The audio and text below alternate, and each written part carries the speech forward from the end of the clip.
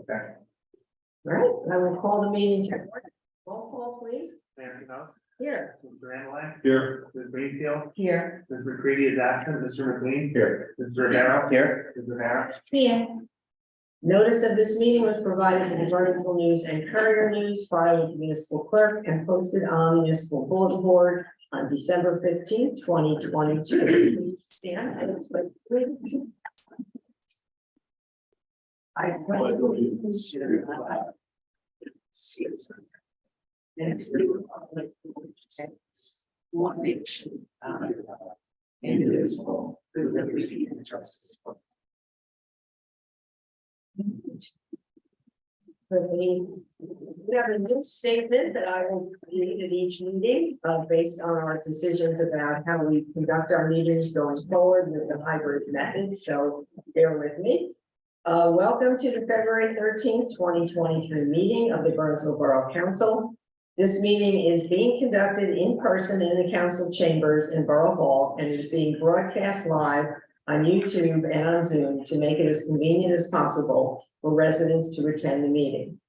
Members of the public who are here in person and those attending remotely on Zoom will be given the opportunity to comment at appropriate times during the meeting in accordance with the following guidelines.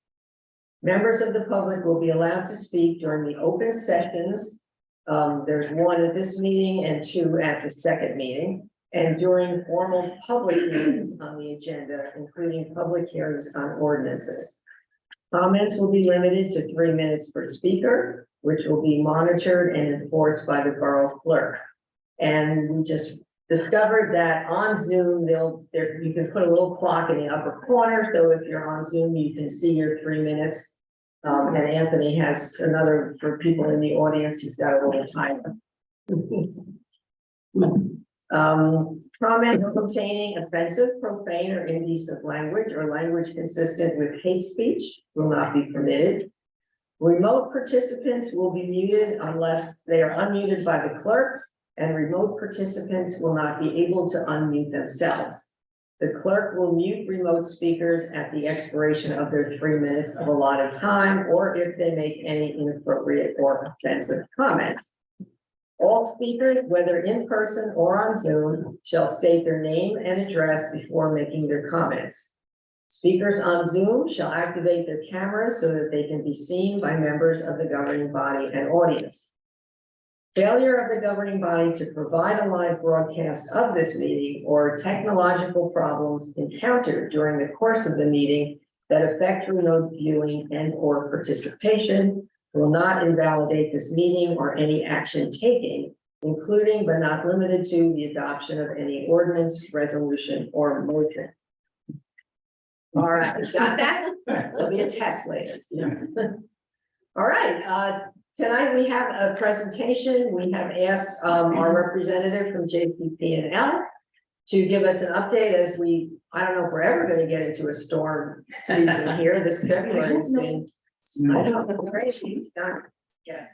But we wanted to get an update on how JCP&L is preparing for any unusual storms and weather and what they've done up to this point. And so I will turn it over to Joanna. Okay, thank you. I'll come stand up here next to my PowerPoint just so I'm not. Well, actually, I think you have to stand on the X over there or they can't see you on. Need to see me. Or is that okay? Well, I don't hear you. Yeah. Will they hear? Do you think If she stands over there, as long as she's by the, yeah. this little owl? Stand by that. Yeah. Oh, okay. Yeah. I'm pretty loud. My name is Yolanta Maziarz. I'm with JCP&L. I'm in external affairs and I'm a resident of Warren Township and also a JCP&L customer. So, we're all in this together. And I prepared the storm preparedness presentation and a restoration presentation so that our customers can better understand how it is that we A, prepare for storms, and then B, how do we restore customers once a storm blows through our area. Now, before I was hired to come work at JCP&L, I did tell them that if they hire me, I'm really lucky. And so far, it's true. So far, we really haven't had any bad storms. But if you could go to the next slide, please. JCP&L does have a strong presence in New Jersey. Our regional headquarters, we have two. We have one in the North region, which is Morristown, one in what we call our central region, which is Holmdel. We have we serve 1.1 million customers in 13 counties. In New Jersey, we have 1,500 employees, $7.8 billion in assets, approximately 26,000 miles of transmission and distribution lines. We are part of First Energy Corporation, one of the largest investor-owned electric systems in the US based on 6 million customers served. We have companies that First Energy owns in Ohio, in Maryland, in Pennsylvania, New Jersey, West Virginia, a little tiny piece of New York State as well. Go to the next slide. This is a great slide. This is one of my favorite slides. And this is a slide that demonstrates why we here in JCP&L territory seem that we suffer more when the storms come through. And this is exactly why. This is the tree density in New Jersey. If you look at where PSE&G's territory is, you will note they don't have a lot of trees. But if you look at JCP&L's territory, we have substantially more tree density than PSE&G does, and also more than Atlantic City Electric does as well. Although I have to say Atlantic City Electric does have a bit more than PSE&G. So the next time you hear that PSE&G does a much better job at restoration, they never sustain as much damage as we do. They do when it floods, that's true, but not always to electricity infrastructure. It's sometimes to their gas infrastructure, but not necessarily electricity. But when a storm comes through, as you can see, like the storm that came through Christmas Eve and the day before Christmas Eve, I know that there were a couple of outages here in Bernardsville. It was all due to trees. Hunterdon County was hit especially hard. I split my time between the Summit Line District. Bernardsville is in the Summit Line District, and I also have a couple of towns that are the western part of Somerset County that are in the Flemington Line District. The Flemington Line District got hit pretty hard out there in Hunterdon County, the Saralin Mountain as well. There were thousands of people out, and it was all due to trees. The next slide, please. Now, back in 2019, JCP&L went before the BPU in order to fund this, what we call the Reliability Plus Infrastructure Investment Program. That was an 18-month program that went from 2019 and it concluded in 2020. That was a $97 million project. So because we're heavily regulated by the BPU, anytime that we want to invest this kind of money into our infrastructure, we have to go to the BPU and obtain permission. And we did back in 2019. This project completed in 2020. We did overhead circuit reliability and resiliency. And I will put on my glasses because I don't have bifocals, but I want to read you, because I haven't memorized all of this, what our reliability upgrades have been up to this point. So the overhead circuit upgrades included 1,700 automated reclosing devices. We call them trip savers, placed on various power lines in our service territory. What trip savers do is they help reduce the frequency and duration of service interruptions because they're automatic. We don't have to wait for a crew to go out there into the field in order, to do something in the field in order to reroute power or to reclose. So we can do them remotely through these trip savers. And these trip savers have saved, a lot of time, and they have helped these outages to be resolved much more quickly than they would have in the past. So what these electrical devices are is they work like a circuit breaker in your house. It shuts off power when trouble occurs with the added benefit of automatically re-energizing a power line if it is temporarily interrupted to keep power safely flowing to customers. So an example is if you have a tree branch that doesn't take out any wire, it doesn't cause any damage to equipment, it's simply hovering on that wire while the wind is blowing. What the recloser will do is temporarily shut off that power until that tree branch stops swaying in the wind and stops hitting our power line, and then it automatically opens that back up and the power is then flowing again, with us not having to send out a crew. If we had to send out a crew every time for something like that, you might remember those times, the outages were more frequent and they lasted a lot longer. The company also removes overhanging limbs near more than 1,300 miles of JCP&L power lines. And in targeted areas, the more vegetated areas, we have a great amount of vegetation in Hunterdon and Sussex County, and here in Somerset County also to an extent. So that was done. We continue with our tree trimming work and the vegetation management, and I'll talk about that a little bit later. With the distribution automation, what that customers benefit from that installation of this technology that can automatically detect damage on the system. So the reclosers are one thing, those also detect damage, but these these little mechanisms that detect the damage, they isolate it and they can reroute power so that you don't even know that you've had an outage. Sometimes you do, because when you have that momentary blip where your clocks get reset and your refrigerator is telling you that you had an outage, it's those momentary outages are those detectors that are detecting that there's an issue. They reroute power, we call it switching. And it is switched until JCP&L can get out there, resolve whatever happened that caused that power to have to be switched, and then it switches back to its regular line. There have also been a lot of substation reliability enhancements, specifically equipment upgrades made to protect and modernize substations. We are locking gates. We have to make sure that they're safe. We don't talk too much about what other types of reliability and other upgrades that we've made to substations, because I don't know if you may have heard this in the news, but there have been attacks on electrical substations throughout the country. So we don't disclose and we don't talk about, you know, our safety mechanisms and substations, but just, you know, suffice it to say that they are there, they have been done, and there has also been infrastructure added to protect certain substations from flooding in more flood-prone areas. And then, of course, we've also done underground system improvements. That really doesn't affect a lot of Bernardsville. You are mostly overhead here. Next slide, please.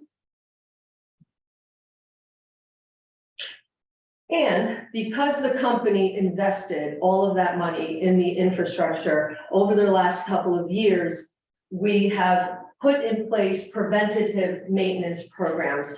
These programs have been in effect before our infrastructure investment, and they will continue to be, and they are on regular schedules. So we have circuit inspections where we're looking at every single circuit. That happens it's on a 5-year cycle. At that point, any type of equipment deficiency, you know, when we tell you that you had an outage due to some equipment failure, what ends up happening there is, you know, usually a lightning strike, wear and tear due to the elements. Sometimes we will replace a circuit, replace equipment on a circuit, and a couple of years later, because it's always exposed to the elements, we're an overhead company, things happen. And that's why we do these circuit inspections, to make sure that we can identify those things. And the way that they do it is what the gentleman is holding in the picture, that's thermography. They have these thermographs that allow them to see issues on our wires, on equipment that you can't see with the naked eye. So this allows us to also maintain these circuits better. And the thermography we do every 4 years. That's on a 4-year cycle. We also have the wood pole inspections. Wood poles are inspected on a 10-year cycle for strength. And if we find that any of them are failing and that they cannot be fixed by adding, I don't know if you've ever seen them, the guide wires that hold them in place, then they are replaced. And of course, you know, anytime a pole is damaged in an accident or there's an outage because of tree damage, we do replace those immediately. We have no choice because most of the time they're broken. Next slide, please. Now, I did a very, very unscientific study of Bernardsville earlier today. It's not a full-on reliability study because those are, you know, they're very in-depth and you look at certain standards, which I'm not a reliability engineer and I didn't look at. But what I did look at is causes. I just wanted to see what are your causes generally and the largest majority of causes. And what I found, because I looked at a little snapshot of 6 months last year from about June to about from about January, February to about June, July of last year, because you did experience a couple of outages.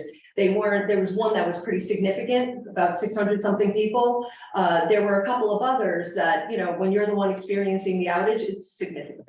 You know, there were 18 people, 24 people, 50 people. And what I found with those outages, because we, you know, our crews inspect and then they do write down what the cause of the outage was. It's required in order for us to maintain reliability and make changes, you know, to our to what we do to these lines. We have to look at what's happening. So what I found is by and large, your outages were caused by tree limbs, by trees coming down, and by animals. And animals are very closely related to the trees because they live there. That's their habitat. So, and this is not unusual. It's not only Bernardsville. It happens in this area. My service territory, because of it being heavily wooded, and you know, we live in this beautiful area, we have to contend with the limbs, we have to contend with the trees. Now the emerald ash borer and all the ash trees that are dying, and of course the animals that live in those trees. So we do annual tree trimming along thousands of miles of power lines. We did tree trimming here in Bernardsville last year. I believe it was about July. It was around Mendham Road, Jockey Hollow Road, from what I recall. It was in that area that we did the tree trimming. You're on the rotation. We will have a forester out here again, inspecting and getting ready for the next cycle of tree trimming in Bernardsville. Yes, we do proactive hazard tree and limb overhang removal, so hazard trees, but we only take the trees and the limbs out of the right of way. We're not permitted to go on private property and remove trees on people's properties. So if we come upon a hazard tree in the right of way, we will take the whole tree. The emerald, the emerald ash borer and the ash trees, we're taking out a lot of ash trees in the right of way. And we are also taking a lot of limbs on our rotation. We also do aerial patrols of transmission circuits. So if you ever see those large towers, mostly in the woods, those are our transmission towers. And if you ever see a helicopter hovering low, that's us. We're doing the patrol. We have our ash tree mitigation effort for the last 4 years. And we have a vegetation management circuit performance program. So with that preventative maintenance infrastructure improvement package that we had, we also have this component which targets circuits with tree related performance problems. So the people who fall into the bottom 12%, and that's not Bernardsville, it's mostly on Hunterdon. For any of the 2 of the last year, we do enhanced on-cycle work, and then we also are permitted and we have the funding to go off right of way and go onto people's properties with permission, of course, to take those problem trees off the right of way. But otherwise we do not. The next slide, please. So here's our weather event process. And this is what we do when we know that a weather event is coming. We have company meteorologists that monitor the storm movement. We get regular updates via email. We have conference calls to plan the response. We immediately, we activate our ICS or incident command system. We have one as well, like every municipality. And you know that you have an OEM coordinator. We have an ICS process as well, and that's activated when we have a storm coming. We evaluate the need for mutual assistance. Sometimes we're getting hit harder here up north, and we can bring assistance down from central or vice versa, depends on what's happening. And then we look at whether we need additional staffing. We can go out to contractors, bring them in, depending on how much damage we're going to sustain. And then we prepare our staging areas and our supplies, and we make sure we have everything. We communicate with our employees, with our emergency management agencies, with our government officials, and that's my job. I communicate with government officials, our regulators at the BPU, and our customers, and we always emphasize safety, safety first. And we do understand that because we approach these things safely, sometimes they take a little bit longer, but it's worth it because we save lives when we do this.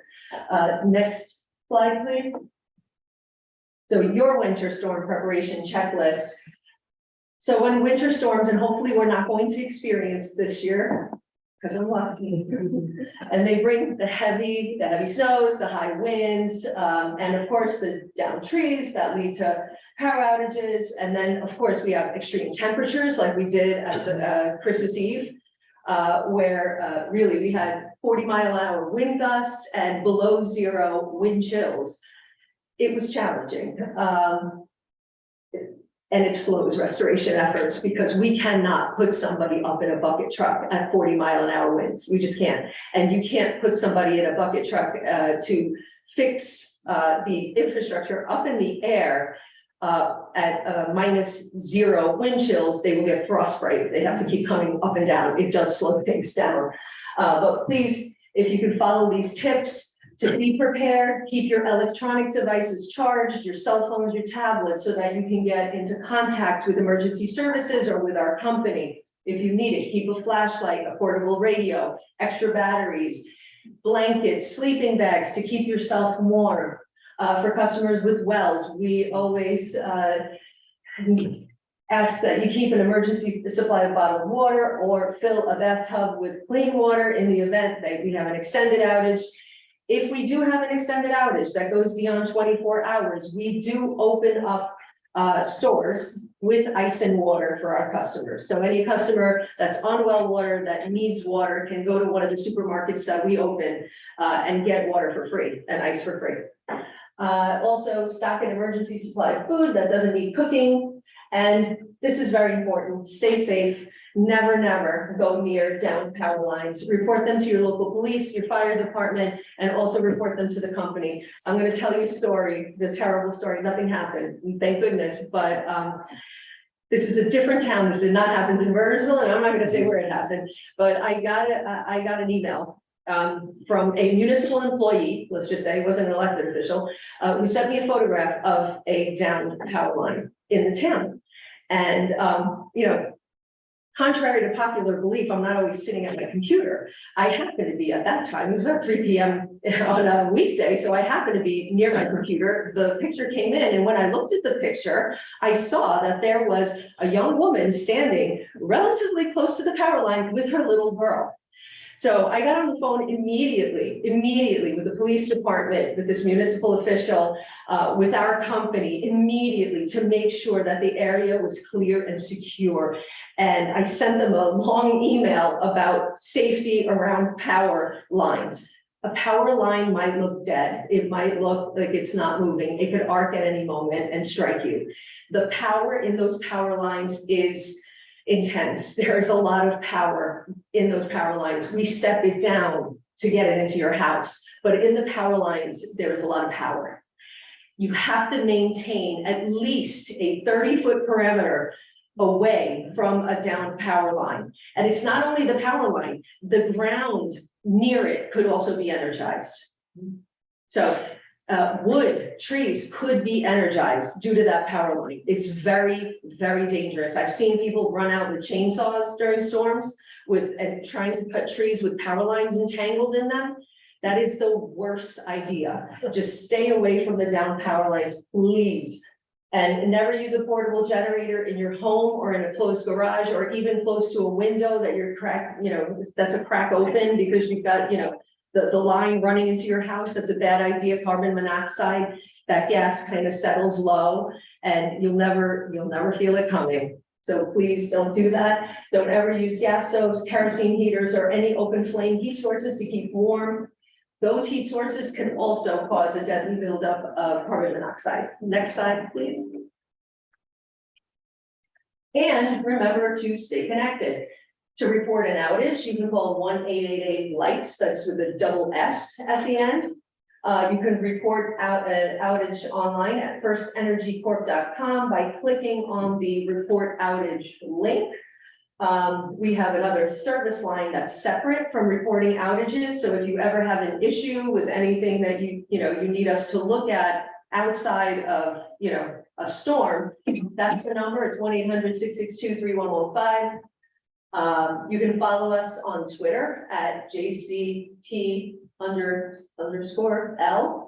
on Facebook at facebook.com/JCP&L, on our website, www.jcp-l.com/outages. And you can also subscribe to text and email alerts. We can send you text messages during the storm. People during the last storm found those to be very useful. We also have this 24/7 power center with my town pages for every community. So if you sign up for Bernardsville, you're going to get all the Bernardsville outage notifications, anything that's going on. You'll get that to either your telephone or your email. We'll send you alerts and reminders. And if you text REG to 544487, that's lights, you can sign up for our text notifications. Next slide, please. Now, during storms, communicating with our customers, we provide local emergency management agencies. So your police chiefs, fire departments, your mayor, the town administrator, we are always speaking during these emergencies. And the customer contact center, we increase our staffing. Sometimes we bring them in from other operating companies within First Energy to staff during large outages, during storms. And we also provide information through IVR, the reverse IVR, or IVR, meaning you call and we will give you that message. The outage website and customer service, and Twitter and Facebook provide continuous updates on our power restoration projects or progress. So as they're happening, you'll get updates on our social media. We also put the water and ice availability when we open those stores where you can go get your water and your ice. Also shelter locations. We have a listing during the wintertime, warming centers where you can go if you've had an extended period where you don't have heat. You can go to the warming center. We also have a list of cooling centers in the summertime. And then of course, you can also report via the Facebook app. You can report directly to us, to JCP&L via Facebook on your phone. So that's pretty convenient as well. The next slide. And then restoration process. You already heard me talk about safety, but I will talk about it again because safety is our top priority. Making sure that our customers are safe, making sure that our employees are safe, making sure that the motoring public, the people who are coming through this area are safe. That is our top priority. So the safety team reinforces procedures and practices. Everyone in our company, every employee, if they don't already have a storm roll, everyone is going to have one. I have one at the moment, all of external affairs, we have our storm rolls. My predecessor, Carol Bianchi, who is our emergency preparedness coordinator for the state of New Jersey, she's gonna make sure everybody's got a storm roll. So we just learned that. Our hazard assessors identify electrical hazards and they make the area safe. those are the first people that you're going to see on the ground after a storm. I know we get a lot of calls from customers saying, I saw a truck.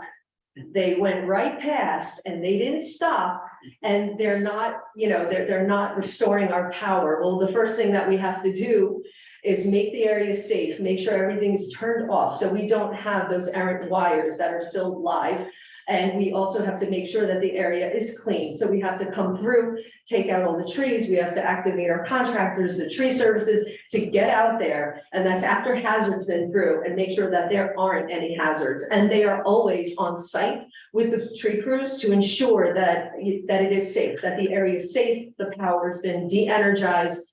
And that's why also sometimes some people after a storm find they still have power. And then a little while later, you don't have power, because sometimes we have to force the outage. We have to shut everybody off because, down the block or a few, half a mile away, there's substantial damage. And in order to repair that, we have to take certain other customers out of power for a little while. So that could potentially happen. Next slide, please. And this is our service restoration process. So the first thing that we do, always isolate, make everything safe, and assess the damage.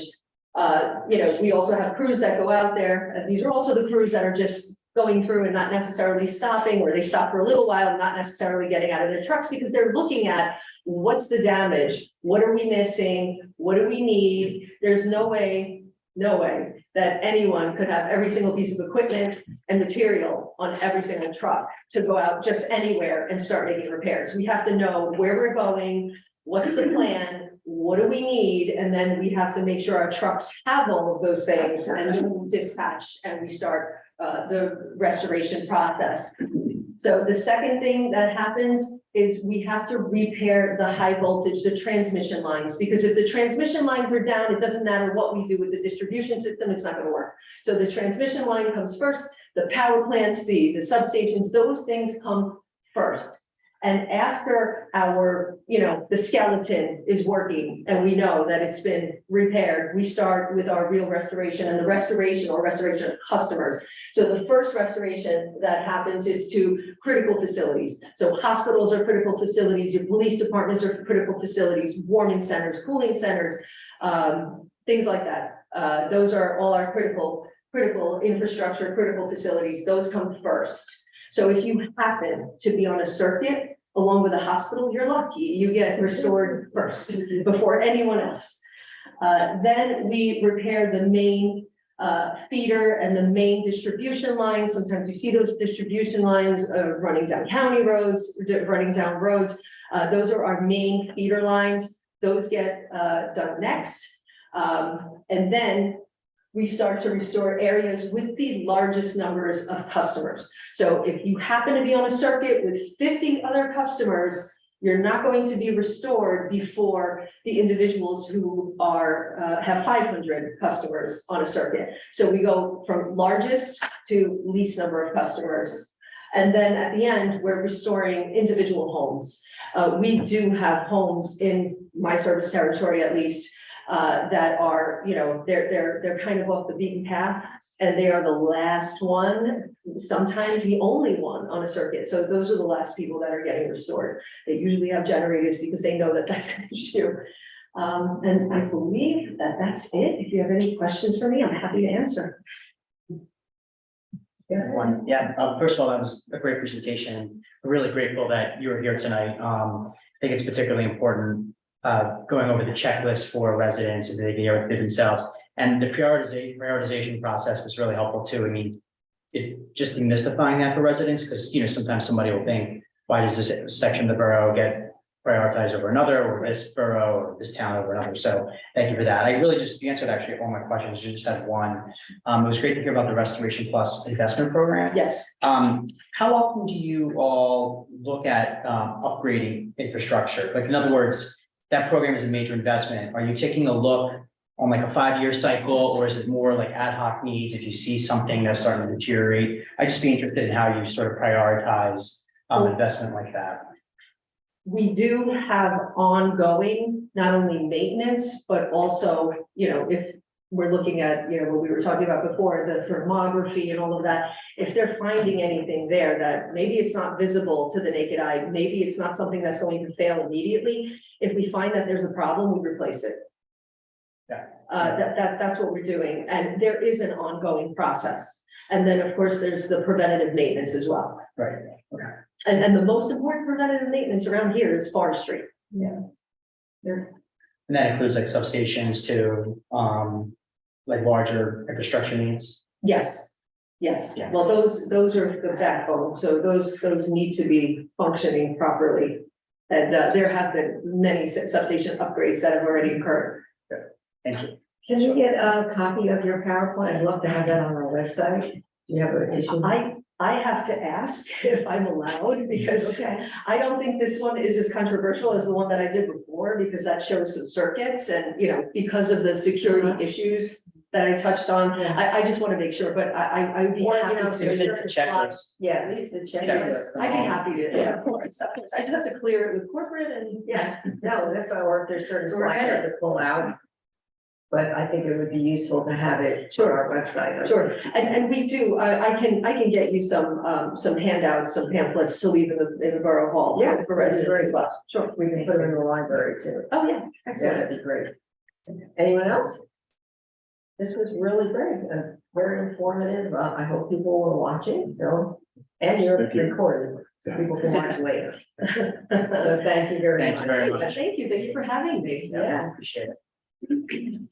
Can I just note that, who was at our, national night out, and they mentioned Able, and Yeah. they're presenting as much of this information as people were interested in. Yes, That's right, I got a little hat. I gave out a lot of hard hats that night. They seem to be very popular, and I will be back at your next national night out, so. Great. Thank you. Thank you. So much, thank you. Yeah. Have a great night. All right. Next on our agenda is our open session for any items that are not listed for a public hearing. So if someone would like to, I already went through all the regulations, so hopefully you remember them. So, yes, Johanna. And just come up and stand on the X, see the X? Yeah, here, that's the spot. Yeah, Johanna Wissinger, and I'm speaking for the Environmental Commission today, and I'm interested in safety too, with a different vein. And that is deer management. I know that we might be in a process of finding a new deer manager, and over a decade ago, I came before the council then with a concern and a suggestion to that council, and I'm making it again, that I'm hoping that you will continue to have a club, a hunting club, that you will contract with. I have lots of reasons for promoting that. I think it's the safest, most efficient way of doing it. First of all, there's good communication between the borough, the police. We know what's going on. There is a group dynamics among the club. They are responsible for each other. They not only pay the regular permits that all hunters do, but they have a membership, they have an insurance, and a general responsibility to do the safest. Also, they are responsible for providing data reports, what they hunted, what they see. They have an overall, since they work with other municipalities and preserves, they have a very good idea of the changes in the population. So I've been interested since the 90s. I worked with Jockey Hollow, believe it or not, with the rangers on keeping track of the density. So I hope you will do that. And on my part, for the Environmental Commission, I was responsible for keeping, for a while, Sustainable Jersey scrapbook. So I have all of the information that any new person might want about the history of it, about context. And for the last 3 years, I have lost track of what the state regulations are and that, but I know the people who do know, and be happy to. So I hope I can convince you all that a hunting club, they are excellent marksmen, and that's what you want for safety. and you want it for humanity to be humane with the animals. So if there's any questions about why I really favor this, because I know I have 33 more seconds, I'll be glad to address it because I feel very strongly about it.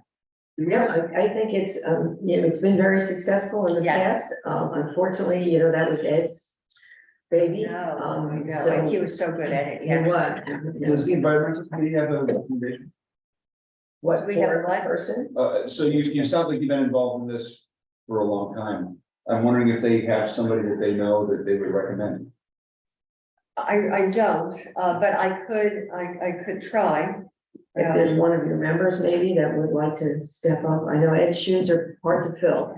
Yeah, they're hard to fill, and it really takes a whole lot of talent. You have to, I'm willing to educate the public if we need it. Bernard's been pretty sophisticated about hunting.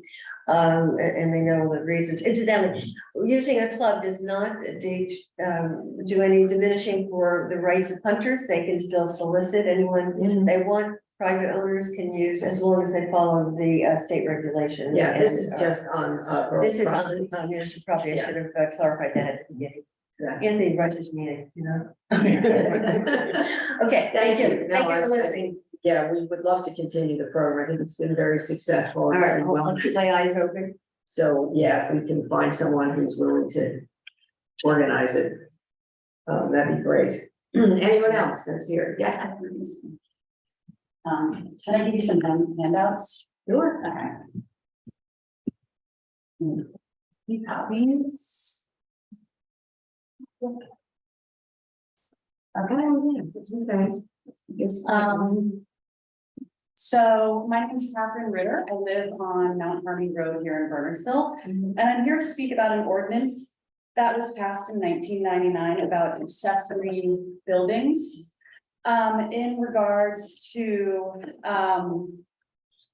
not being able to rent them. So in this ordinance, it's related to homes that are in the R1 district. And it states that the unit shall be for the sole use of on-site domestic employees or members of immediate family, non-paying short-term guests. I've spoken to the town a few times before and they're like, employees like caretakers and nannies. And I just feel like this concept is outdated. This is from over 20 years ago, perhaps over 20 years ago, people had full-time landscapers, nannies, and that would make a ton of sense to have a detached cottage or whatever and have them stay there. But everyone that I know a lot of families that live in this district, and I don't know anyone that has a full-time employee. My home is 5 acres. I have a cottage on my property. It has a private driveway. It has its own well. It has its own electric meter. It's a 2-bedroom cottage and I'm not allowed to rent it. So every time people come to my home, I show them the home and they're like, what's this building? I'm like, oh, it's this great little cottage, but because of this ordinance that was passed a long time ago, I'm not allowed to rent it. And the response that I get all the time is, that's crazy, that's absurd. It doesn't make any sense. And I'm like, I know this, I really don't think it makes sense. And I think the most important thing that if this were taken out of the ordinance is that I think there's a huge need for low income people in Bernardsville to have affordable rentals. I was a friend of mine who has her housekeeper, she was getting kicked out of her place. She asked me to help her find a home. She had $1,200 to spend.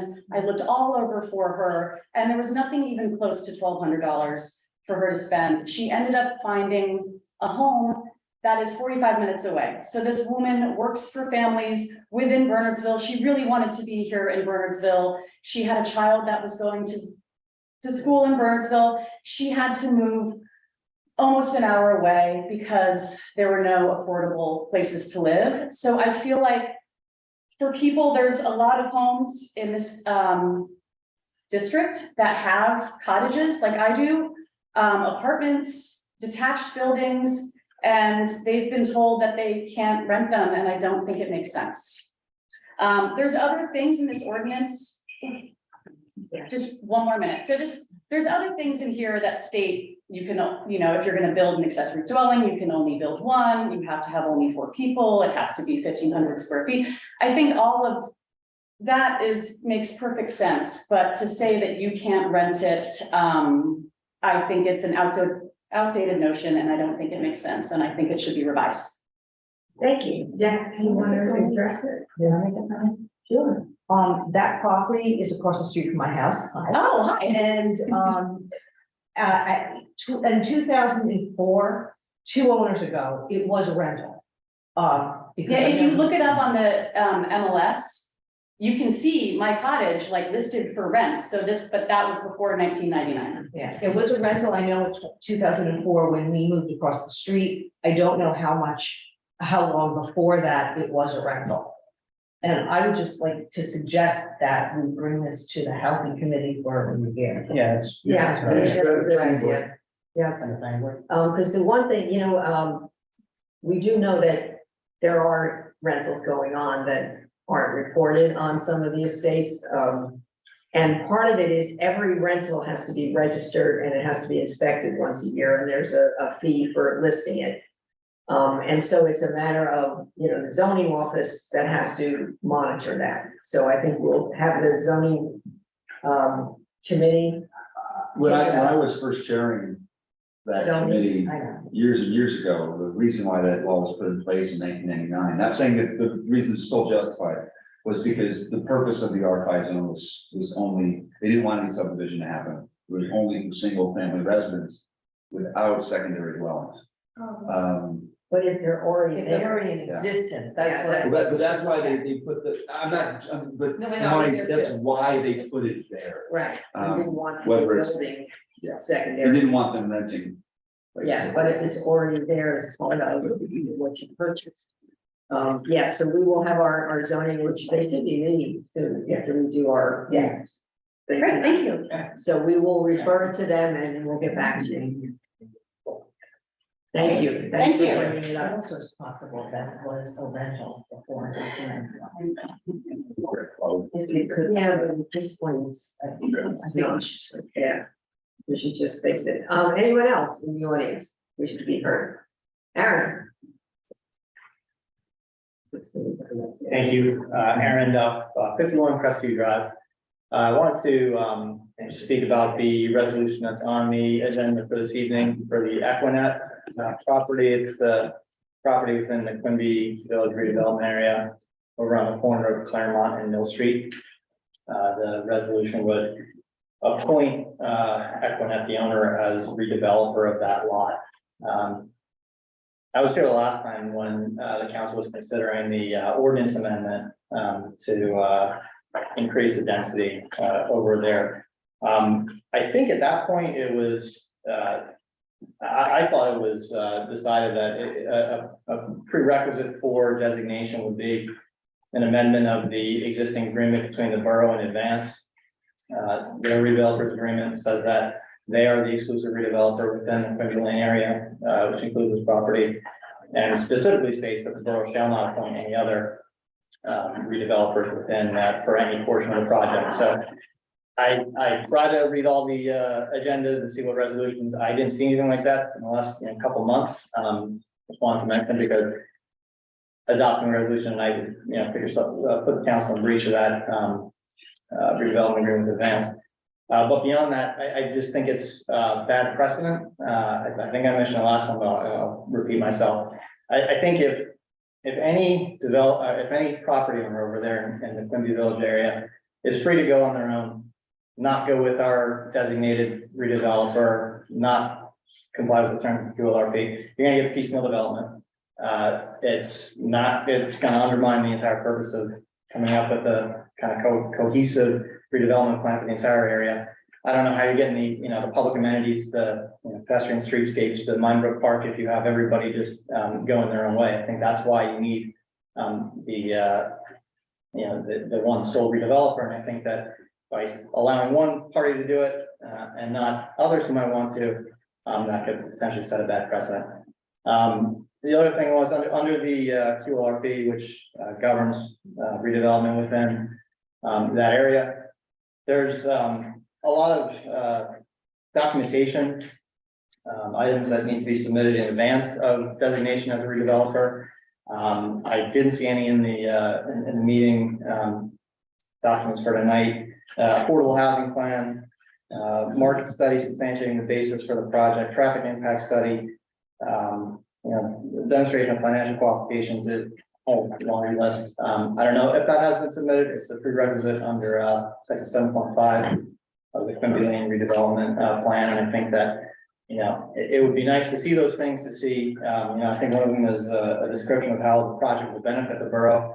I think we've heard from the environmental commission already that, there's potentially, it's a sensitive environmental site, potential problems with steep slope disturbance and stormwater runoff. So I don't know, just seems like it's I just have concern about it. So thanks for listening. Thanks, Aaron. Joe, can you address that? I didn't know if you want to do it now or when we get the resolution. Okay. This is on this. Resolution? Okay, we'll do when we get to the resolution. Thank you. Anyone else in the audience wish to be heard? I don't see anybody on Zoom. No? Well, no one's raising their hand. All right, then I will close the public session. And I will open and continue the public hearing on January 23rd on ordinance 2023-1942, adjusting the zone district boundary line which bisects the property located at 70 Stone Fence Road, block 23, lot 15. Would anyone, I think we did receive a letter from the planning board saying it is We did not. not inconsistent Right. with the master plan. Would anyone like to be heard on this property, this ordinance? Seeing none, I will close the public hearing. Chad, you want to- Sure, I'll move to pass ordinance 2023-1942 and final reading and adopt as published. Awesome. All right, roll call, please. Mr. Analyte, Yes. Ms. Greenfield. Yeah. Mr. McLean, Yes. Mr. Rivera. Yes. Mr. Mayor. Yes. I will now open the public hearing on ordinance 2023-1945, calendar year 2023 ordinance to exceed the municipal budget appropriation limits and to establish a cap bank under NJSA 48:4-45.14. Would anyone in the public like to be heard on this? Seeing none, I will close the public hearing. Al, you want to do that one? I move to pass ordinance 2023-1945 on final reading and adopt as published. I'll second. Roll call, please. Mr. Mayor. Yes. Mr. Rivera. Yes. Mr. McLean. Yes. Ms. Greenfield. Yes. Mr. Analyte. Yes. I will open the public hearing on ordinance 2023-1946, ordinance providing for the improvement of sidewalks in and by the Borough of Bernardsville in the county of Somerset, New Jersey, and appropriating $250,000 therefore constituting proceeds of grants from the New Jersey Department of Transportation. And I believe this is West Boylan Terrace, Yes. that area, yes. Would anyone like to? Funded program. Yes, to safe, safe communities grant, yes. Would anyone like to be heard on this ordinance? Seeing none, I will close the public hearing. Christine, want to do that one? I move to pass ordinance 2023-1946 on final reading and adopt as published. I'll second. Roll call. Mr. Analyte. Yes. Ms. Greenfield. Yes. Mr. McLean. Yeah. Mr. Rivera. Yes. Mr. Mayor. Yes. I will open the public hearing on ordinance 2023-1947, an ordinance concerning the Borough Emergency Management Coordinator and amending Chapter 2 of the Borough Code entitled Administration. Would anyone from the public like to be heard on this ordinance? Seeing none, I will close the public hearing. Diane, can you do that one? I move to pass ordinance 2023-1947 on final reading and adopt as published. Second. Roll call. Mr. Mayor. Yes. Mr. Rivera. Yes. Mr. McLean. Yes. Ms. Greenfield. Yes. Mr. Analyte. Yes.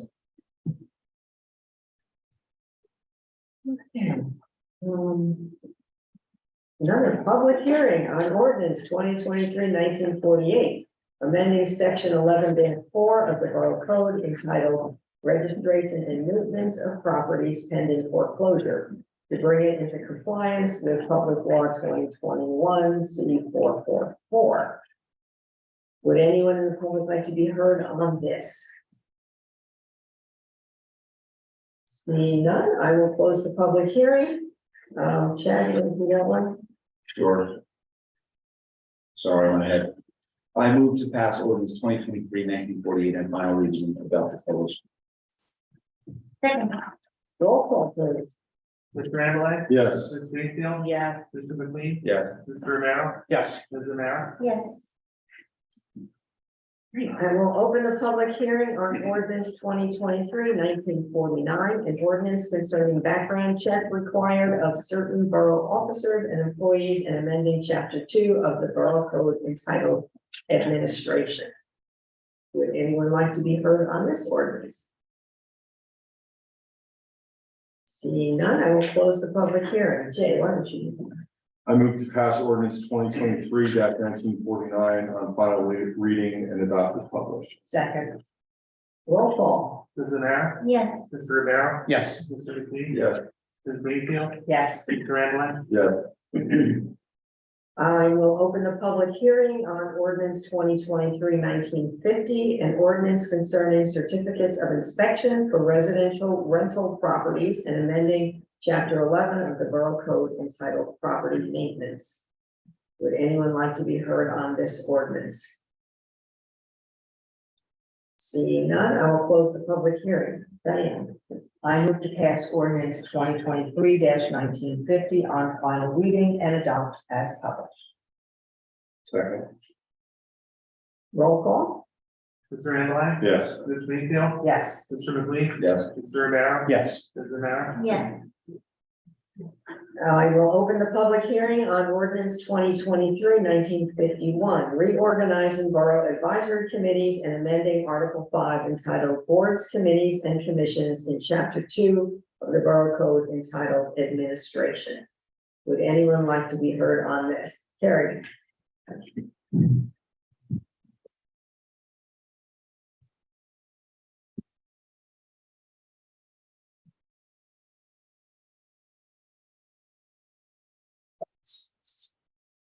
Harry Haston, Minebrook Road. I have a couple of questions and needed clarification on a couple of things on this ordinance. I am the chair of the Trail Subcommittee of the Recreation Committee. And that committee started out as an ad hoc committee. Right. So it has people on it that are not actually on the rec committee, some of whom are sitting here right now, Jay, Aaron. And so my question is, are we an ad hoc committee or are we a recreation subcommittee at this point? When this ordinance goes in place, you'll be a recreation subcommittee. And Okay. yes, there can be people on it that are not regular recreation members. And so we they can- only be in the Trails Committee meetings, not in the general recreation. Right, okay, all right, that makes good sense. And that also makes me feel like at least I know if I have a meeting that is, I'm gonna have to tape or I don't want to have Zoom meetings. Usually our meetings are in the field because we're doing work. Right. Do the subcommittee meetings have to be taped? I don't think I they think do. they only say you have to report out at the larger committee meeting. Just, Okay. Yeah. That's good, that's good. But then I had one final question because at the very end of the ordinance, it said that no one who's on a subcommittee or an ad hoc committee can talk to anybody in the borough without going through the borough administrator.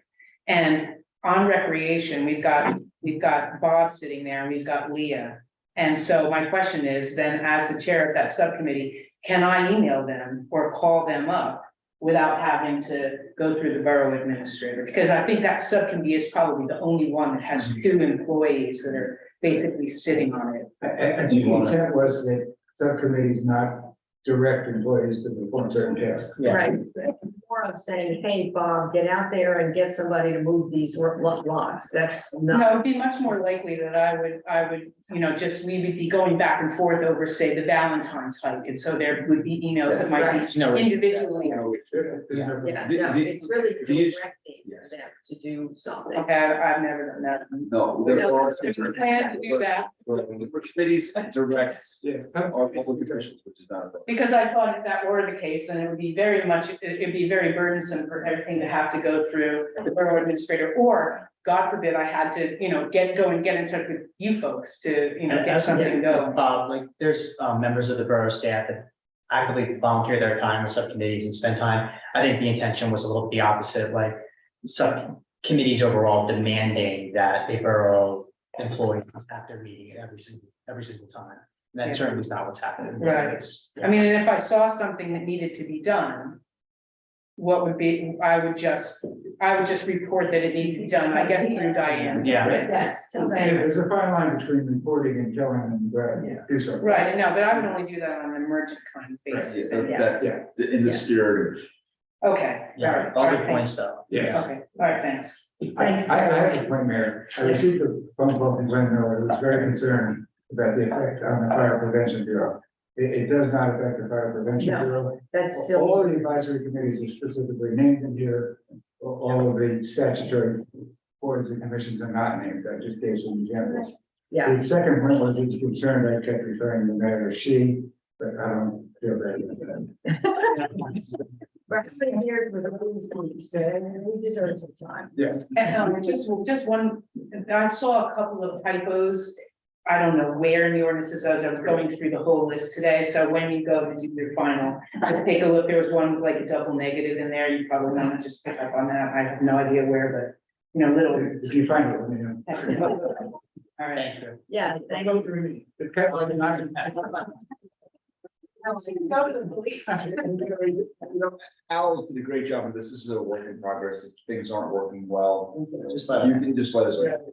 Yeah, The intent was to make the committees less burdensome and more organized. Yeah. Okay. More collaborative. Yeah, and I knew that's what you wanted to do, but like just seeing it all in print and, the various levels of things going on, and this committee having already existed as one or the other, I just felt.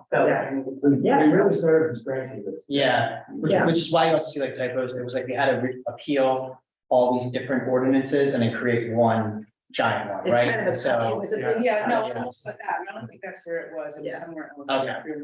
But It's I see it. And I think, just a public record, and now correct me if I'm off, but the purpose was to restate the committee's purposes as advisories, not as either employees of the borough or individualized governing bodies. Right. yeah, autonomous. And open They're going space to is be now mayor under and rep. council. Yes, Right.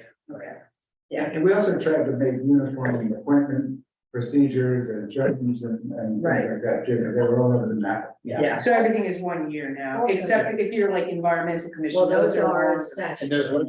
Open space would like some guidance, from council as to what they want open space to be doing on the rec committee. What's their focus? Which I think is also the intent of this, that it should be council giving that guidance to committees, Yeah. setting the policy and The then. rec committee would like. to Right, have so guidance. it's There good. is under, on the website, it doesn't say what, or is it, maybe it's an ordinance, I know there's a charge for. an open There space was committee. the old one, I know. Right. Yeah. I mean, if there's a chance to. Yeah, so I think they're doing the same thing, it's just that now they're important to recreation.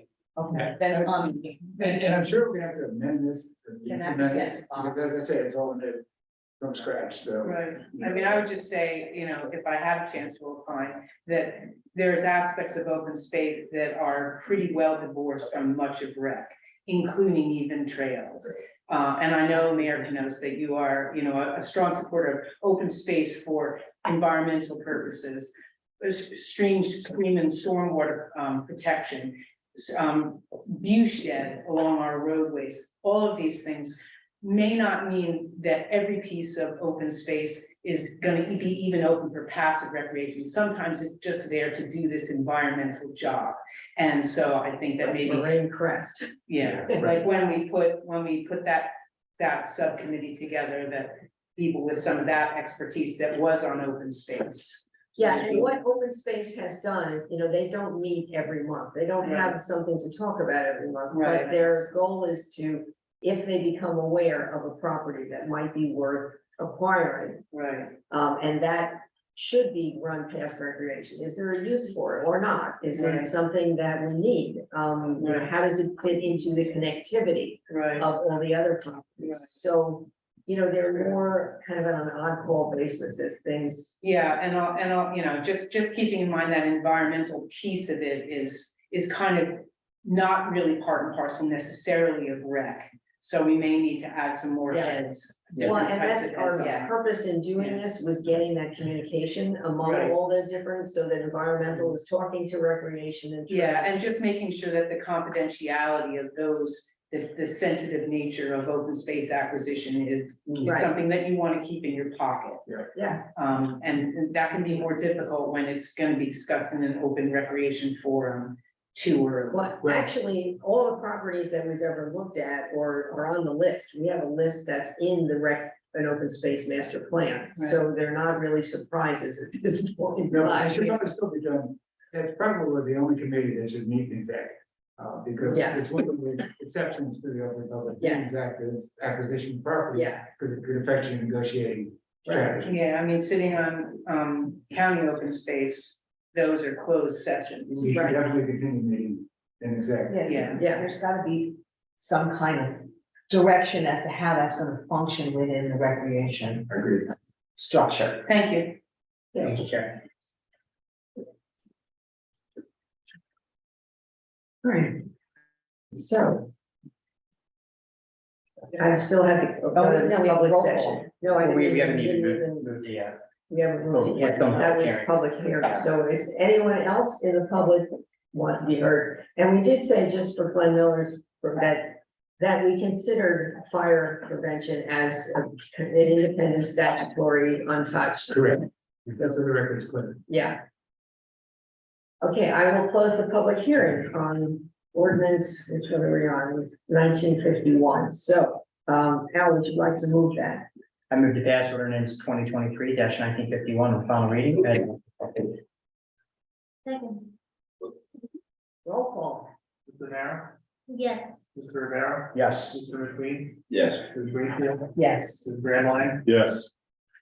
All right, Christine, you want to move the next ordinance? We're at introductions now. Yep, I move that ordinance 2023-1952, ordinance providing for the improvement of Campbell Road in and by the Borough of Bernardsville in the county of Somerset, New Jersey, and appropriating $300,000, therefore constituting proceeds of grants from the New Jersey Department of Transportation, be introduced by title, passed on first reading, published according to law, and that a public hearing be scheduled for a meeting beginning at 7 p.m. on Monday, February 27th, 2023. Second. All in favor? Aye. All right. Any opposed? Abstentions? Just one question before we can talk about this next week. I'm actually pulling up the debt plan. Is this 300,000 part of that debt plan? I don't remember this one. It's a Campbell. grant, it's a grant. Grant, sure. Yeah, Didn't see that in that order yeah. at all. Jay, you want to move the next one? Sure. I move, it's 1953. Yes. I move that ordinance 2023-1953, an ordinance setting fees for lead paint inspections and supplementing and amending chapter 11 of the Borough Code entitled Property Maintenance be introduced by title, passed on first reading, published according to law, and a public hearing be scheduled for a meeting beginning 7 p.m. Monday, February 27th, 2023. I'll second. All in favor? Aye. Opposed? Abstentions? All right, Diane, why don't you do this one? I move that ordinance 2023-1954, an ordinance concerning off-duty employment of borough police officers and amending chapter 2 of the Borough Code entitled Administration, be introduced by title, passed on first reading, published according to law, and that a public hearing be scheduled for a meeting beginning at 7:00 p.m. Monday, February 27th, 2023. Second. All in favor? Aye. Opposed? Abstentions? Okay. Jane, what's your next one? I move that ordinance 2023-1955, an ordinance setting 2023 salaries and hourly rates for non-contractual employees be introduced by title, passed on first reading, published according to law, and a public hearing be scheduled for a meeting beginning at 7:00 p.m. Monday, February 27th, 2023. I'll second. Before you Did go, we do the voice vote for that? Yes, Tom, do you want to make any comments on this one, or maybe when at the public hearing? Public In the public hearing, okay. Whatever your preference is, yeah. We do the public hearing. Yeah. Yeah. Okay. We need a second? Yeah. Okay, all in favor? Aye. Opposed? None. Jane.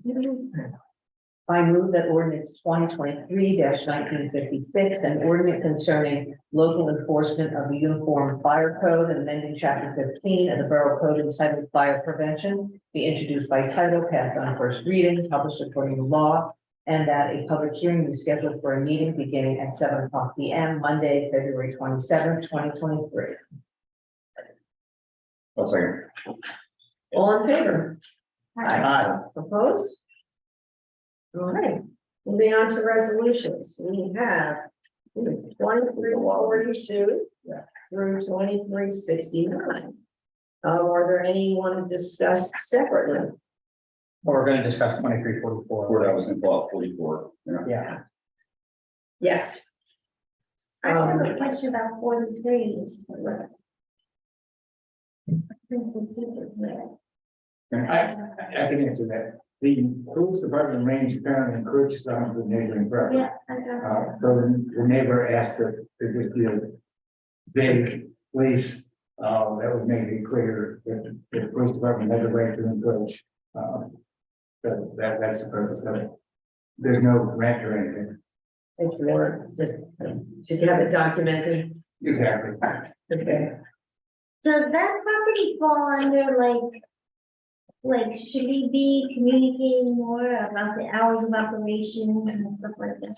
So I get a lot of questions about that, like, when does it operate? Well, Yeah, the noise, the sounds. You know, we don't have our officers shoot on Sundays, obviously, but I don't think they, certainly in my experience, they don't overuse it.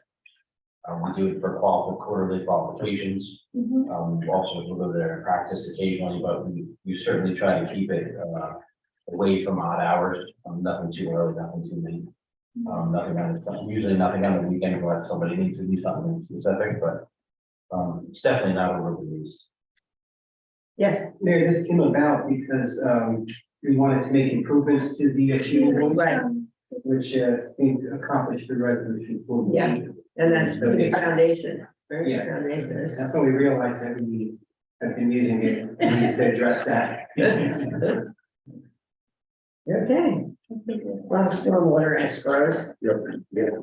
Anything else on here? I think 44 is the only one. This 44? Same.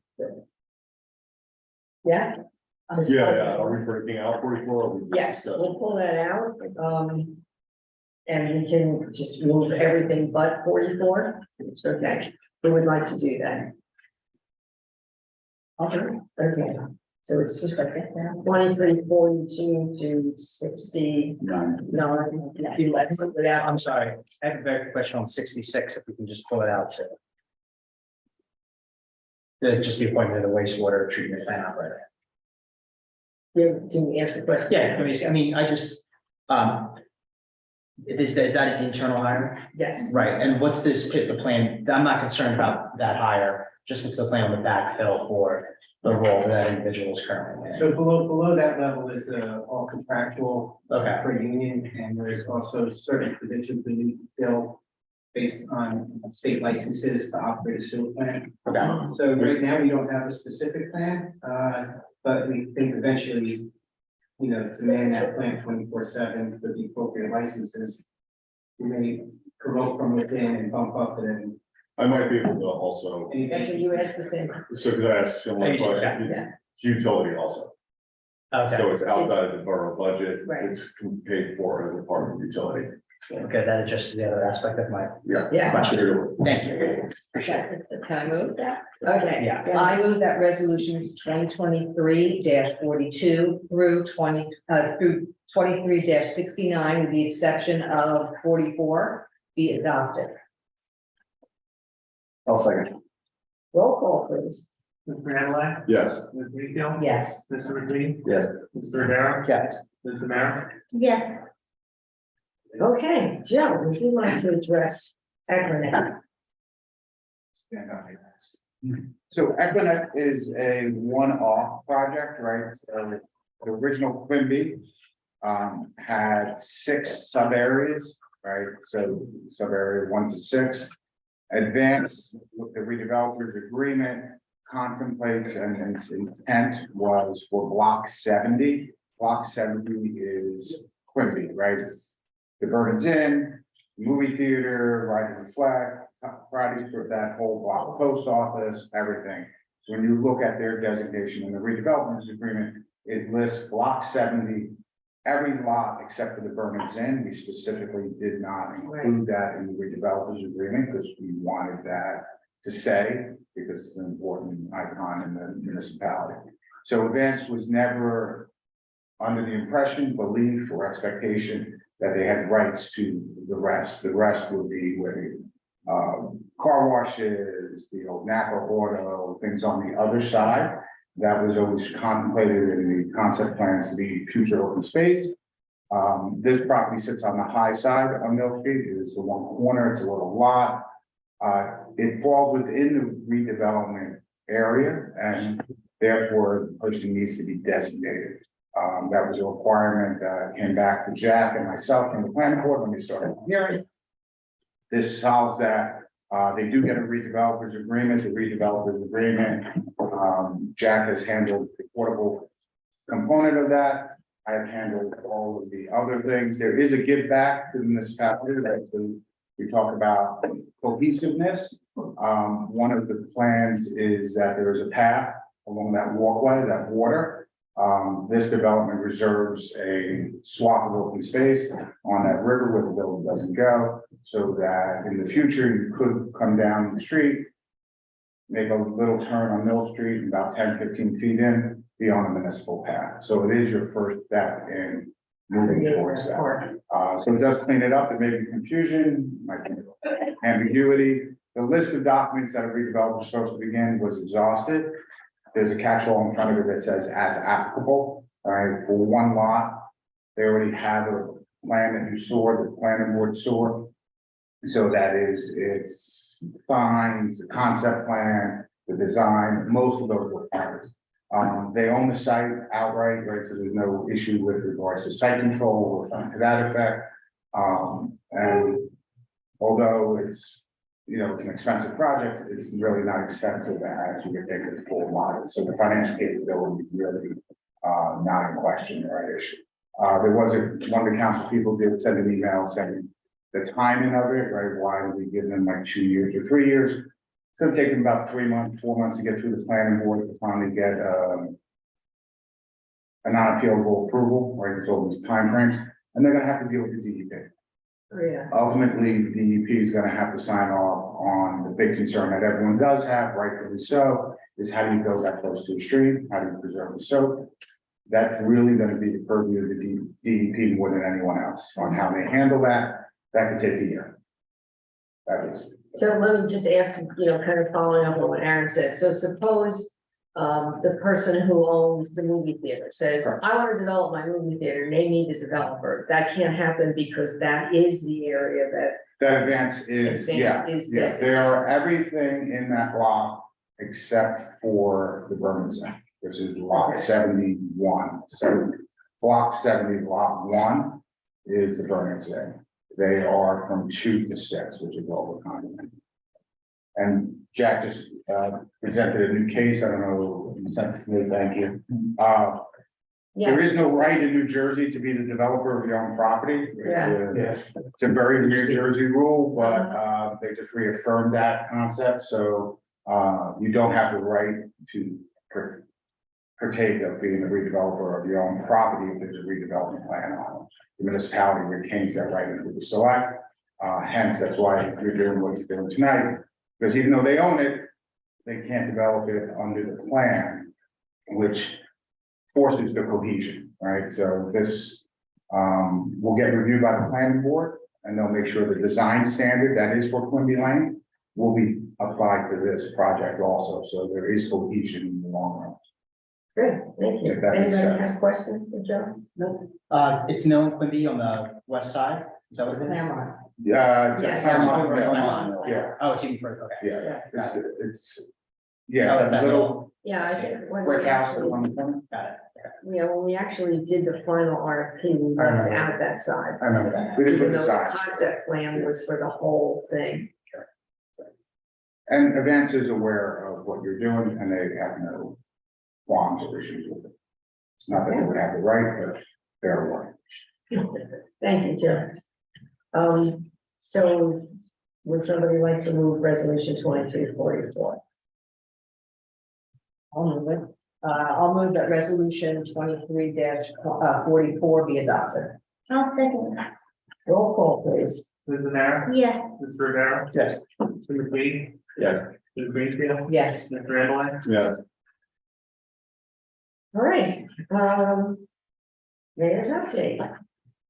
On January 26th, we had coffee with a cop at the library, and it was, you should see, Fran, you know how, it was, Officer Staff and, Tim reading stories to the kids. It was just precious. It was, it was so nice of them to spend it. They spent quite a lot of time there. And thank you for hosting, because I think it really was well appreciated. We had our first meeting of our Centennial Committee, just to kind of get this off the ground. So you'll be hearing more about what will be happening in 2024. I attended the Keep Somerset Moving public meeting #1. The county is working on their transportation plan in order to make transportation in the county more connected, more equity-based, and working on pedestrian and bike friendly. So they have a website if you want to look at what they're working on. I believe they're gonna have the plan done by September, I think. So you can go on their website and see where they are in that process. February 4th was the whole lot of fun mini golf at the library, which was very successful. Like they had a lot of children in the afternoon. We were there at night. Jay was there. It is really a lot of fun.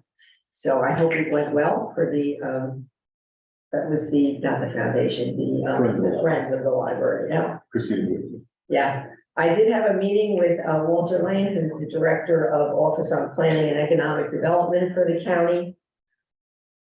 Following up on Chad's comment about getting an overall kind of a global picture of the whole downtown and how all the pieces fit together rather than going on a project by project basis. And they were gonna get back to me with some helpful ideas, so I think that was a great suggestion, and I'll be following up on that. And I also was talking to them about, we're trying to locate our senior population as part of the mayor's wellness campaign for this year coming for 2023. We're working towards an age-friendly community, so we're trying to find our 55 and over community, everyone see? And rather than us thinking of, what do we think they would like, because I'm in there too. It's, we want to try and form like a senior club and let them tell us what would make Bernardsville age friendly. So that will be our project for this year. And the county has a lot of data on the, who they are, where they are. So hopefully we'll be able to locate them. February 8th was the Somerset County Governing Officials Association. I don't think any of you were here in 2019. We were originally Bob Swisher, who is our auditor of Suppley Cleaning and Company, has this program that he does. It's called Food Stock, like a takeoff on Woodstock. It's Food Stock Food Challenge, and what he's trying to do is get every county, every town in Somerset County to participate in this food challenge to collect as much food as possible for whatever food, and it never, then COVID came and the whole thing fell apart. So he's trying to get it back up again. I volunteered our town to participate. And it's more like what we'll do is compete against towns of the same size in terms of poundage of food collected. So you'll be hearing from that. We'll have to set up some places to collect the food, and he's gonna get us more information on what kinds of food. We can pick our own food bank, but I think usually we use Somerset County. So we'll get more information on that, but hopefully you'll start collecting food. I performed a wedding ceremony on the 9th right here in Borough Hall, and I learned that there is guarania, which is Paraguayan music. I did not know that. And the groom and his witness took out the guitars and played this amazing guarania, original Paraguayan music. It was beautiful. And they offered to, if we want to do some kind of a cultural event, maybe the library even could host them, because they've got a little group and they've got original music and recreation, for something of a cultural experience. It was great.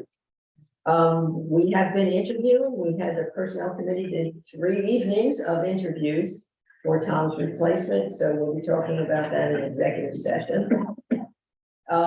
Also, what I wanted to run by you, we got a request from CASA. If you know what CASA is, court-appointed special advocates for children.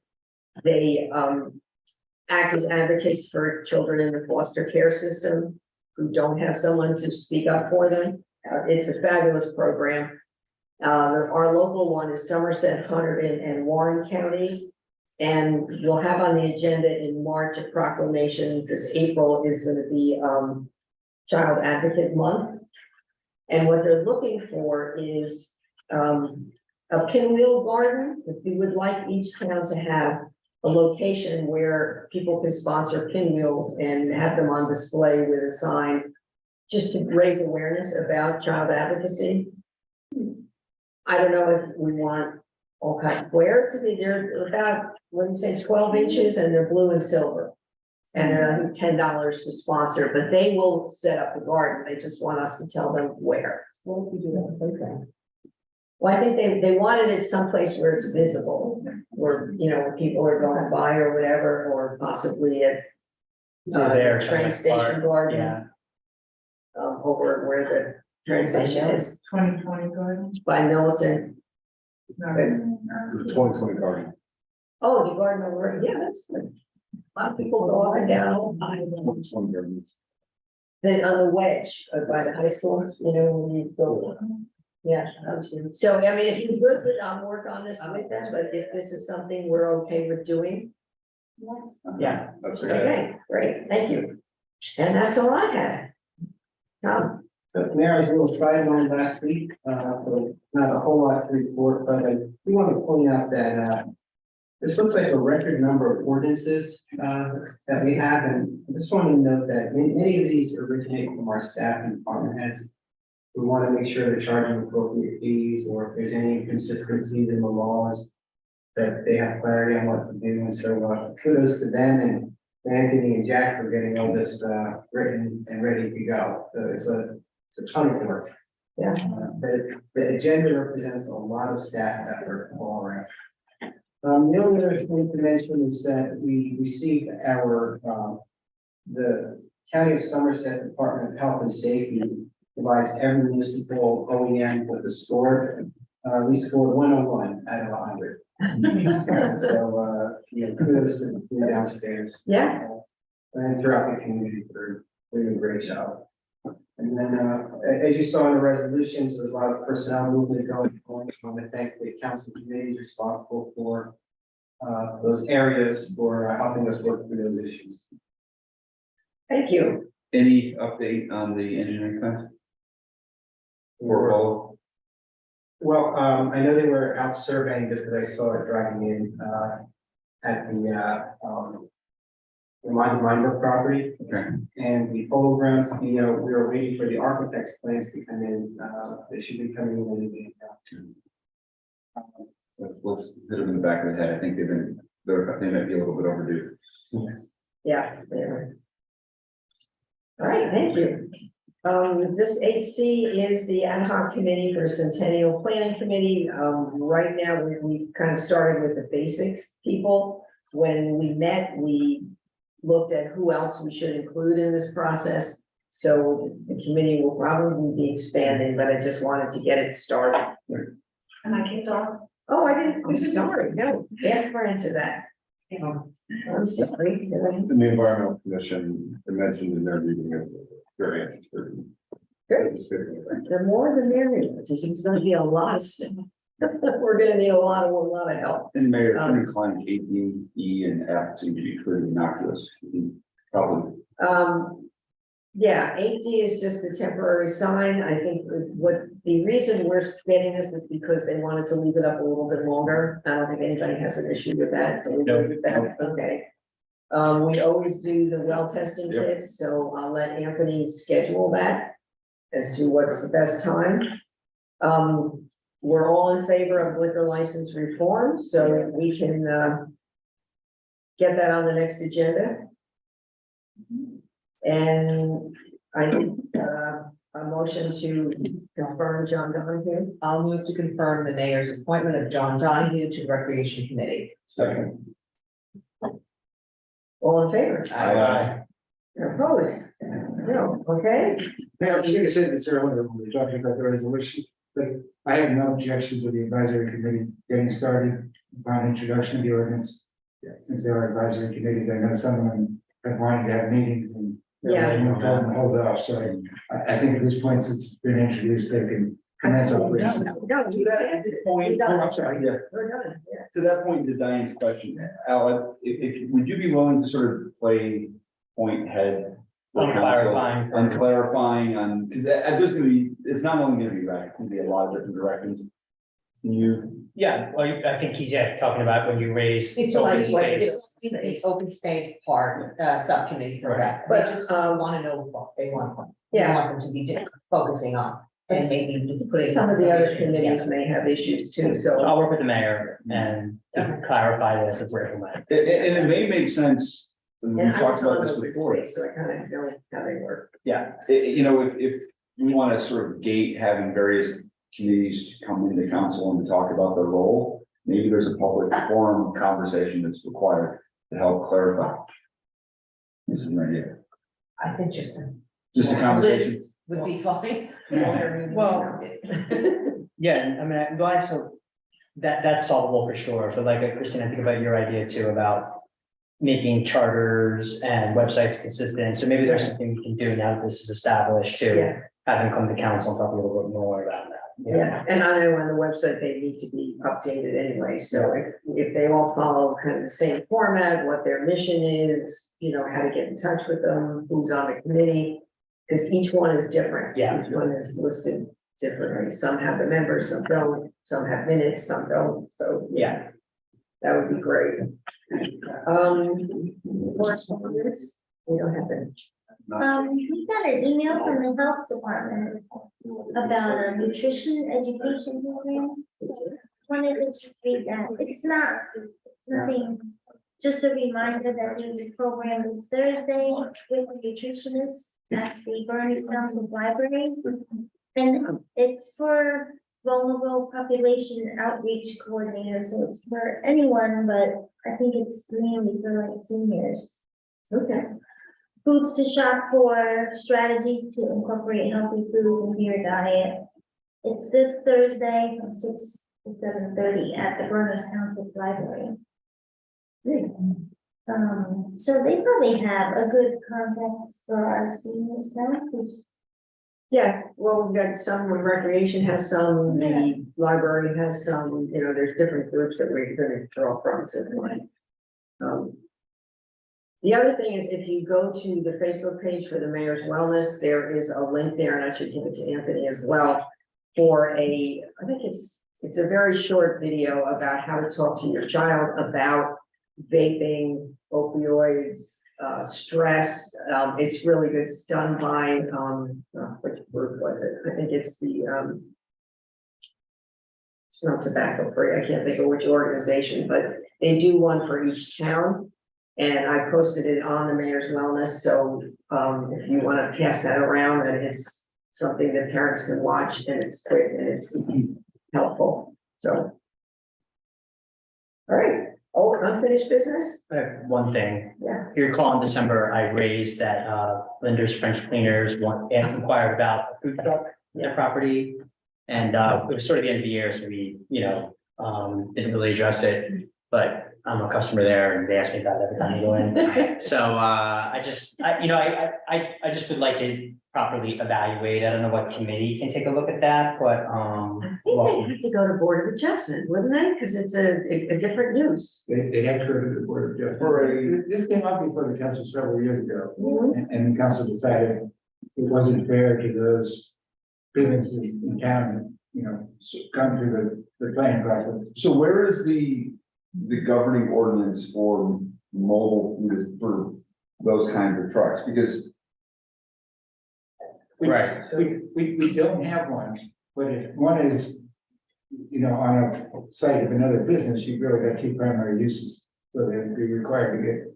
if it's a mobile food truck, But it's not for use during their business, it's for Yeah. use when they're not open. No, so what's I think the issue is that they're using it, they're not a food distributor, right? So they're Right. using their, It's a change. it's a different use. Correct. but I'm not sure that use governs something that's on wheels. But was it for an event that they were having? No, they just wanted to be there every Sunday. Every Saturday, like. Yeah. But that was the regular use, so I think they'd be prohibited. And the definition of structure in the MOU is very broad, basically, anything, is the structure, and it would be a second use. I mean, the cleaners couldn't have served food, from their premises without probably. So if I wanted to have food trucks out in front of Borough Hall, Right. there's no ordinance saying that I could not. That's correct, except in front of Borough Hall, you'd have to get the Borough Council's permission. Okay, so let's just say that the owners of the old King's Plaza wanted to permit a food truck in their parking lot. Right. There's no ordinance governing that. Except it's not permitted by their site plan. Right, exactly. Their site plan is essentially an ordinance for that property that requires so many parking spots, right, so many stores. So where the trash is, so the site plan is public policy. Okay.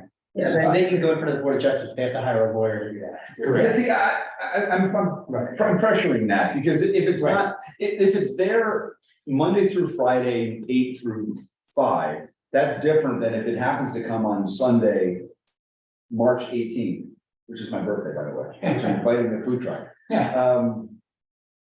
That's occasional. Maybe I'm off base. Well, he doesn't want to, so you can get one for a special event. So say you're having a birthday party in the park and you want it, then you apply for a special event license or permit. And you can have the food truck, but you can't do it every Saturday from 8 to Could 5. we allow like a Then- promotional period, like in other words, if you wanted to do it in the Yeah, I think spring? you could do it sporadically, if you were Yes. having a And grand. call it a special event. Right. Because otherwise, anybody could have a food truck. You could have them all. They could be everywhere. Well, they're required to do that. And we had people who wanted to have them. So it's on borough property, it's a special event, it's not like saying Easton's having a seminar. But these shuffle, So right? before you're speculating, why don't I do this? Why don't I go back, and this was a very helpful discussion and very clear on the adjustments. How about I have him send me an email, put it in writing specifically what he wants to do? Yeah. And then we can take that and Yeah. evaluate it. and Because I'll it come up does, with, it you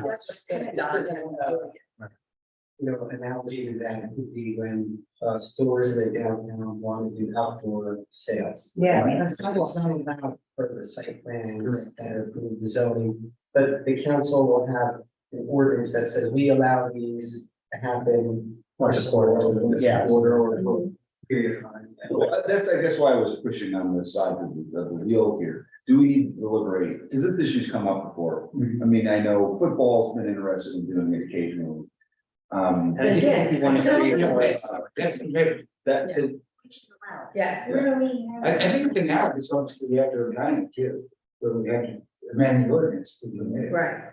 You know, But get on it's short term. trucks, it's just like, it just. Yeah, maybe they defined what they were looking for, because if this is Yeah. something that's once a quarter, it's one thing. If it's doing it promotionally, because they want to.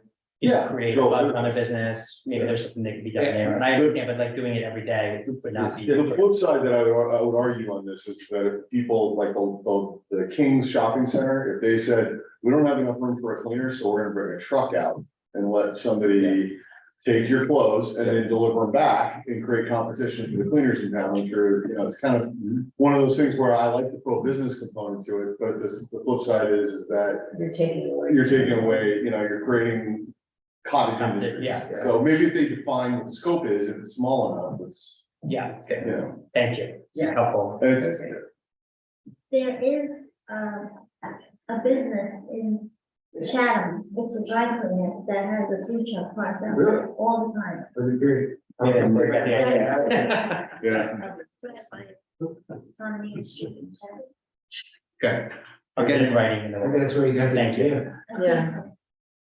I just found this, it's called the 15-minute child break by the Partnership for a Drug-Free New Jersey, and it is a webinar that is about communicating with your children on vaping trends, tips for effectively talking to your students about drugs and alcohol, helping children manage stress, the influence of media and pop culture, and utilizing teachable moments. So 15 minutes. It's on the Mayor Wellness Facebook page. New business? Nothing?